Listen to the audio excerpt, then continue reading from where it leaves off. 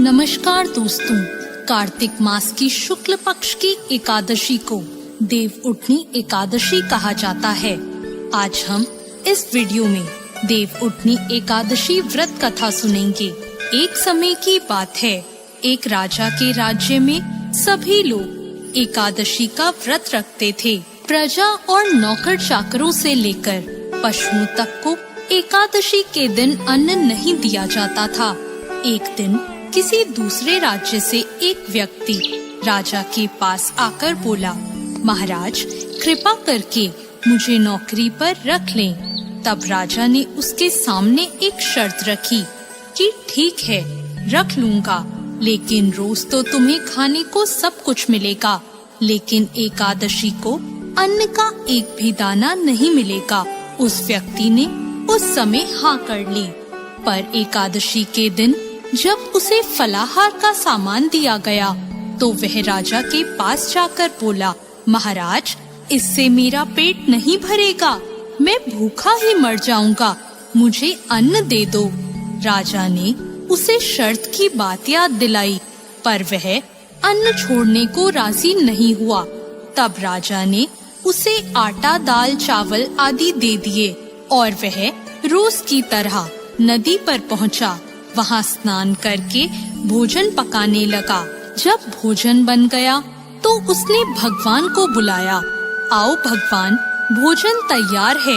उसके बुलाने पर पीताम्बर धारण किए हुए भगवान चतुर्भुज रूप में उसके सामने आ गए और प्रेम से उसके साथ भोजन करने लगे। भोजन करने के बाद भगवान अंतर्ध्यान हो गए और वह अपने काम पर चला गया। 15 दिन बाद अगली एकादशी को वह राजा से कहने लगा, महाराज मुझे दुगना सामान दीजिए। उस दिन तो मैं भूखा ही रह गया। जब राजा ने इसका कारण पूछा तो उसने बताया कि मेरे साथ भगवान भी खाते हैं, इसलिए हम दोनों के लिए ये सामान पूरा नहीं पड़ता। यह सुनकर राजा को बहुत आश्चर्य हुआ। वह बोला, मैं नहीं मान सकता कि भगवान तुम्हारे साथ खाते हैं। मैं तो इतना व्रत रखता हूँ, पूजा करता हूँ, पर भगवान ने मुझे कभी दर्शन नहीं दिए।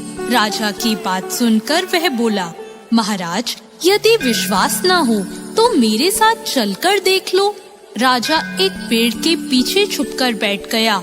उस व्यक्ति ने भोजन बनाया और भगवान को शाम तक पुकारता रहा, परंतु भगवान नहीं आए।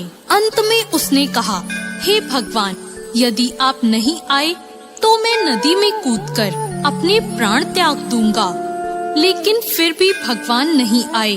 जब वह प्राण त्यागने के उद्देश्य से नदी की तरफ बढ़ा और प्राण त्यागने का उसका दृढ़ इरादा जानकर भगवान शीघ्र ही प्रकट हो गए और उन्होंने उसे रोक लिया और उसके साथ बैठकर भोजन करने लगे। खा पीकर और उसे अपने विमान में बिठाकर अपने साथ अपने धाम ले गए।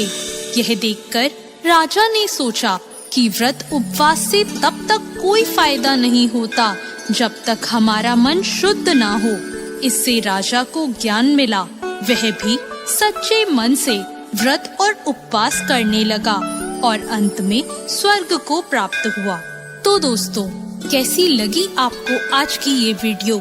ऐसी और वीडियोस के लिए हमारे